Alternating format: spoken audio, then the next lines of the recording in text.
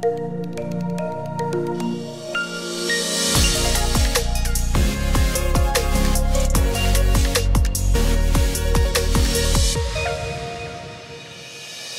today we're meeting Nisreen from Featherlight. Nisreen started her jewelry brand 10 years ago in Amman, Jordan, and she's going to tell us all about it. Hello, Nisreen. You're our first tribe member from Jordan on this series. Can you start by sharing about your story? What do you do? So I have a brand called Featherlight Jewelry. I started it in 2013 as a hobby from home.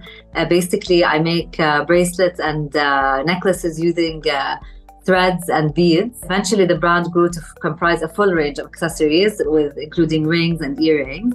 The brand is very boho chic. It's all about being carefree and mixing and matching, layering and stacking, and keep adding on to the collection.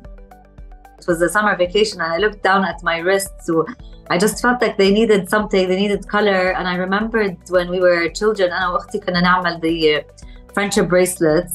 So I said, why don't I try to bring that back? Maybe people would like to, wear them and bring that style back and to mix and match with their own jewelry. By then, people wanted to come back to reopening small concept stores.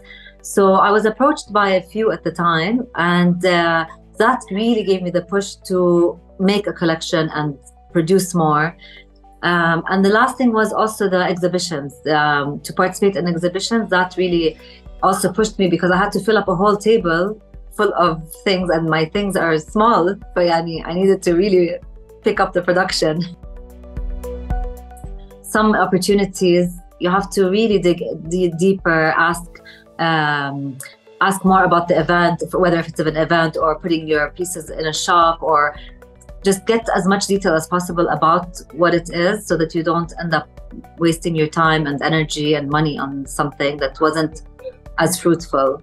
Knowing to say no is probably on the top of things that entrepreneurs should learn to do.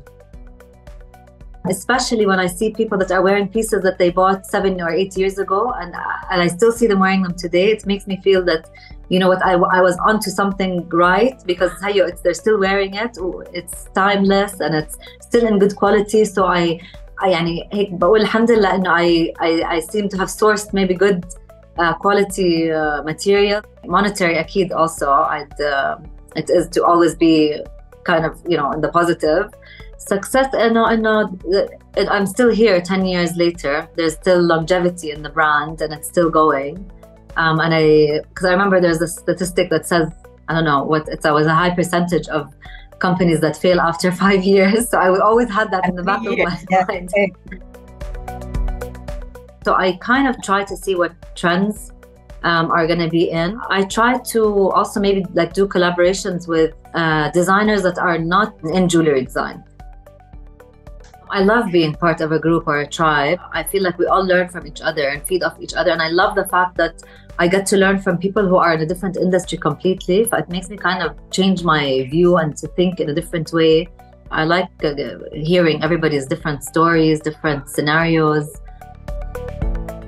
The business was another baby of mine. So it was very tough at first, and especially that I started it from home. What I did eventually was that I work when the kids are at school, and in the afternoon I'm for them. And within those hours when they're at school, which is a big chunk of time, they were talking 8 hours, I dedicate an hour to reply to the emails, and then 2-3 hours to be creative or to do so another task. Another thing was another chunk of time for the admin work. One thing I keep telling myself, but I haven't done it, is to at least write down my little wins. All these wins, so that when I feel down or when somebody tells me no about something, or just to remember that it doesn't mean that it's the end of the world and you're done and you're closing shop. Just remember that you had these other things going for you. And I try to breathe through it, calm myself down. Thank you so much. This has been very natural and genuine and very insightful. Thank you. This was fun. You make it easy to talk to you.